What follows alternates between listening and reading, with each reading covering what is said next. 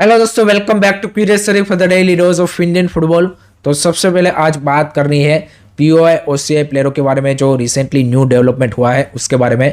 तो as we know कि भाई साउथ एशियन फुटबॉल रीजन में अभी जो मोस्ट ऑफ दी साफ एंड आसियान कंट्रीज का फोकस है वो उसी चीज़ पे है कि भाई किस तरह से ज़्यादा ओरिजिन प्लेयरों को हम अपनी नेशनल टीम में ला पाए।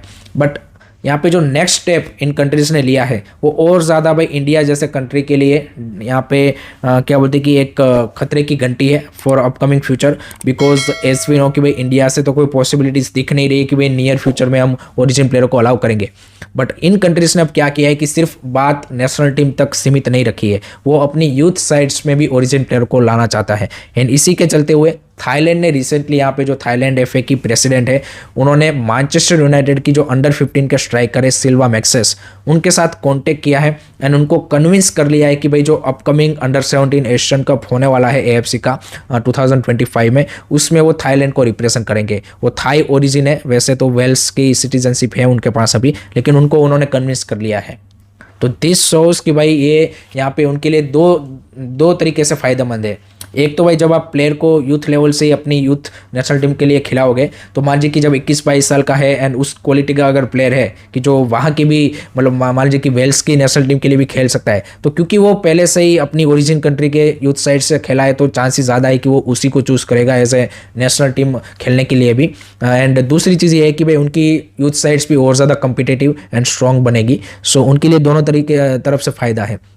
एंड दिस शोज कि भाई इन कंट्रीज़ की क्या प्रोएक्टिवनेस है कि वो इस चीज़ को यहाँ पे एग्जीक्यूशन करके रियलिटी में बदल रहे हैं। ये हमने थाईलैंड के साथ ये एग्जांपल देखा कि उनकी प्रेसिडेंट वहाँ पे जाके प्लेयर को कन्विंस कर रही है। हमने इंडोनेशिया के साथ देखा कि भाई एक सिस्टम उन्होंने बना दिया है कि जिससे भाई नेदरलैंड का प्लेयर अपनी यूरोप की सिटीजनशिप छोड़ के इंडोनेशिया की सिटीजनशिप लेके वो इंडोनेशिया के लिए खेल रहा है। तो वहाँ पे भी ड्यूअल सिटीजनशिप अलाउ नहीं है, क्योंकि हमारे यहाँ पे काफ़ी सारे लोग बोलते हैं कि भाई ड्यूअल सिटीजनशिप नहीं है इसलिए नहीं खेल सकते, वो नहीं खेल सकते। भाई अगर आपको यहाँ पे इसको क्या बोलते हैं कि रियलिटी में कन्वर्ट करना है तो आपको एफर्ट डालने पड़ेंगे। एएफएफ की ओर से, कल्याण चौबे की ओर से मेरे को आप बताइए कि भाई क्या एफर्ट दिखे इसमें। 6 महीने पहले उन्होंने स्टेटमेंट दिया था कि भाई हम पीओआई से प्लेयरों का एक लिस्ट अनाउंस करेंगे, वो भी अभी तक नहीं किया उन्होंने। और आप देखिए तहसीन मोहम्मद का भी सिमिलर सा केस था, आपने क्या उसको अप्रोच किया? चलिए वो मानता ना मानता, यहाँ पे कन्विंस होता नहीं होता वो अलग चीज़ थी, लेकिन वो भी तो यहाँ पे हमारे लिए भी खेल सकता था।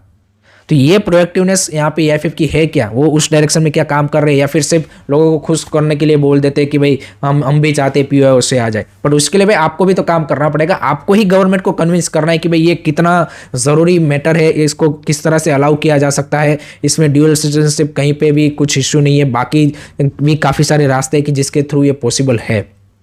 सो ये प्रोएक्टिवनेस की बात है भाई। But unfortunately as we know कि भाई इंडियन फुटबॉल के जो स्टेक होल्डर्स है उनके लिए भाई ये मैटर नहीं करता। तो that is the thing. Late me know guys आपके क्या थॉट्स है इसके बारे में, कमेंट सेक्शन में ज़रूर बताइए। नेक्स्ट बात करने इंडिया के captain leader legend Sunil Chhetri के बारे में। तो फीफा ने भाई यहाँ पे एज वी नो कि this is the last day of 2024, तो उन्होंने एक फोटो पोस्ट किया है कि जो 2024 में जो भी इंटरनेशनल फुटबॉल से लेजेंड्स जो यहाँ पे रिटायर हुए हैं उसका, एंड उसमें भी सुनील छेत्री को भी फीचर किया है, जिसमें आप देखिए कि भाई Angel Di Maria, Suarez, Manuel Neuer, Kroos, Muller, इन तरह के जो लेजेंडरी प्लेयर्स इस सीज़न जिन्होंने इंटरनेशनल फुटबॉल को अलविदा बोला है वो सारे हैं, एंड उसमें सुनील छेत्री का भी नाम है। So that's a great honour for India and Indian football and for obviously Sunil Chhetri. So what do you think about this guys? Let me know in the comment section. उसके बाद बात करते हैं कोलकाता डार्बी के बारे में। तो हम सबको बताइए कि जो कोलकाता डार्बी के बारे में काफ़ी खबर आ रही है कि भाई पोस्टपोन होगा। तो उसमें एक बड़ा डेवलपमेंट ये हुआ है कि यहाँ पे वेस्ट बंगाल के जो स्पोर्ट मिनिस्टर है उन्होंने कंफर्म कर दिया है कि भाई विधाननगर पुलिस यहाँ पे 11 तारीख को जो कोलकाता डार्बी है उसके लिए सिक्योरिटी प्रोवाइड नहीं करेगा। एंड विधाननगर पुलिस ने यहाँ पे मोहन बगान को लेटर लिख के भी ये बता दिया है कि we will not provide security. So ये यहाँ पे कंफर्म हो चुका है कि भाई सिक्योरिटी नहीं मिलेगी। एंड दैट मीन्स कि भाई एफएसडीएल के पास अब एक ही रास्ता बचा है कि या तो आपको यहाँ पे मैच को कहीं पे शिफ्ट करना पड़ेगा या तो फिर रीशेड्यूल करना पड़ेगा। That is the only two way for FSDL, क्योंकि 11 तारीख को तो सोल्ट लेक में तो मैं नहीं देख रहा हूँ कि ये मैच अब हो पाएगा। एंड इसके रिगार्डिंग मोहन बगान के जो सेक्रेटरी जनरल है, क्योंकि ये मोहन बगान का होम गेम है, तो उसको यहाँ पे विधाननगर पुलिस ने लेटर भेजा था, तो इसके बारे में उन्होंने FSDL को भी बोल दिया है। तो बहुत जल्द हमें इसका डिसीजन देखने को मिल जाएगा। I think may be shift भी कर सकते हैं। हमने पास्ट में भी देखा है कि भाई कोलकाता डर्बी को किया था, आई थिंक लास्ट सीजन या फिर last to last season Odisha में मेरे हिसाब से कहीं ना कहीं शिफ्ट किया था। तो इस तरह की भी पॉसिबिलिटीज है कि भाई कहीं और जगह पे वो शिफ्ट कर सकते हैं, कोलकाता में या फिर किसी आसपास स्टेट में, या फिर इस मैच को यहाँ पे उनको पोस्टपोन करना पड़ेगा। तो लेट्स सी फाइनल डिसीजन क्या बनता है। लेट मी नो गाइस, आपका क्या ओपिनियन है इसके बारे में, कमेंट सेक्शन में ज़रूर बताइए।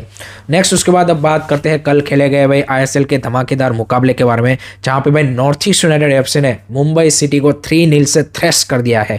And Alaaeddine Ajaraie Moroccan king की भाई सुप्रीमेसी हमें देखने को मिली with that 2 beautiful goal from him and 1 from McCartan. So overall you can say कि complete performance from North East side, because 3 goal भी मारे एंड एक भी कंसीड नहीं किया। सो क्लीन शीट के साथ भाई 3-0 की victory, I think that is the best result any coach wants from his team। And आप देखिए पीटर केटकी ने भी ये माना कि भाई north east out played us, we perform really bad and they deserve to win this match. And उन्होंने बोला कि सभी एरिया या फिर एस्पेक्ट जो गेम के थे उसमें उन्होंने हमको यहाँ पे क्या बोलते हैं कि मात दे दी है। एंड इस सीजन का भाई सबसे फास्टेस्ट गोल भी उन्होंने मारा, 45 या 46 सेकंड में भाई पहला गोल उन्होंने मार दिया था with that beautiful cross from Parthib Gogoi and beautiful header from Alaaeddine Ajaraie. So what a performance from North East side and Pedro Benali's team is looking really again in a you can say कि top notch form, जो जिस तरह से उन्होंने season की शुरुआत की थी। एंड 4th पोजीशन पे वो आ चुके हैं। दूसरी साइड मुंबई सिटी FC के लिए अगेन जो ये सीज़न रहा है उसी तरह का परफॉर्मेंस उन्होंने इस मैच में भी कंटिन्यू किया। एंड देयर आर 2-3 प्रॉब्लम्स जो मैं हाईलाइट करना चाहूँगा मुंबई सिटी के है, क्योंकि काफ़ी सारे फैंस समझ नहीं पा रहे कि भाई सडनली मुंबई सिटी को क्या हो गए। एक तो भाई जो फॉरेनर्स लेके आए हैं वो यहाँ पे इतने इंजर्ड रहे हैं कि वो अभी तक सेटल डाउन ही नहीं हुए, एंड उसका बड़ा इम्पैक्ट है। 3 फॉरेनर के साथ मुंबई सिटी खेल रही थी। एंड ये आप इस तरह से समझ सकते हैं कि भाई इस सीज़न की जो बेस्ट से बेस्ट टीमें हैं, मोहन बगान हो, BFC हो, वो भी जब अपने की फॉरेनर के साथ नहीं खेलती है तब उन्होंने भी स्ट्रगल किया है। सो इट्स नॉट लाइक कि मुंबई सिटी स्ट्रगल कर रही है। जो भी टीम अपने की फॉरेनर के साथ नहीं खेलती है, चाहे हम ओडिशा में अहमद जाऊ देख लिए, यहाँ पे बेंगलुरु FC में हमने देखा था जब रेन विलियम्स, एडगर मेंडिस ने स्टार्ट नहीं किया था तब क्या हुआ था, हमने मोहन बगान के साथ देखा है ग्रेग स्टुअर्ट या फिर अल्बर्टो रोड्रिगो स्टार्ट नहीं करते तो क्या होता है। तो जो भी टीमें या फिर इवन यहाँ पे FC गोवा की भी हम बात कर ले, तो जो भी टॉप टीमें हैं जब वो बेस्ट प्लेयर के साथ नहीं खेलती है तो ऑलवेज स्ट्रगल। तो ये एक तो बड़ा यहाँ पे इम्पैक्ट रहा है मुंबई सिटी के इस सीज़न के परफॉर्मेंस में। दूसरा इंडियन प्लेयरों का फॉर्म, चांगते, विक्रम, ब्रेंडन, जयेश राणे, इन सब की भाई काफ़ी पुअर फॉर्म चल रही है। तो ये 2-3 ऐसे फैक्टर है कि जिसके चलते भाई मुंबई सिटी इतनी ज़्यादा स्ट्रगल कर रही है। बट लेट्स सी यहाँ पे मैनेजमेंट विंटर ट्रांसफर विंडो में कौन कौन से प्लेयरों को लेके आते हैं एंड क्या पीटर केटकी को सेक करते हैं, उसकी जगह पे किसी और मैनेजर को लाते हैं, क्योंकि देश वर्किंगम इज ऑल्सो अवेलेबल। सो तो वो भी एक पॉसिबिलिटीज बन सकती है। सो काफ़ी सारी चीज़ें यहाँ पे मुंबई सिटी के लिए अब यहाँ पे करने की ज़रूरत है। They have to be reactive now, क्योंकि इस तरह से तो आप आगे कंटिन्यू इस सीज़न में नहीं कर सकते। अदरवाइज आई डोंट सी कि भाई आप प्लेऑफ के लिए भी भाई फिर क्वालिफाई हो पाएंगे। एंड दूसरी साइड नॉर्थ ईस्ट के लिए this the perfect result away में जाके, एंड नाउ उनके होम मैचेस है। सो लेट्स सी क्या ये मोमेंटम को वो किस तरह से कंटिन्यू रखते हैं, वो देखना काफ़ी इंटरेस्टिंग होगा। Late me know guys what do you think about this match, comment section में ज़रूर बता दीजिए।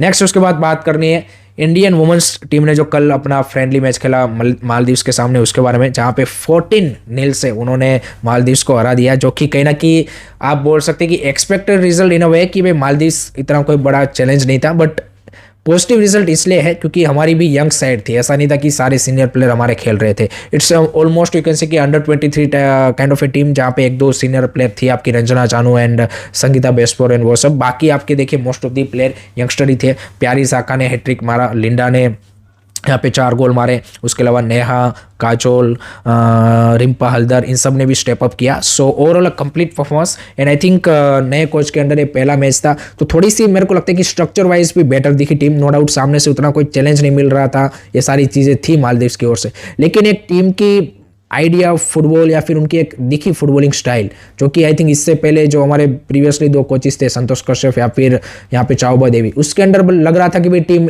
इधर से उधर पासिस कर रही है, सब कुछ कर रही है।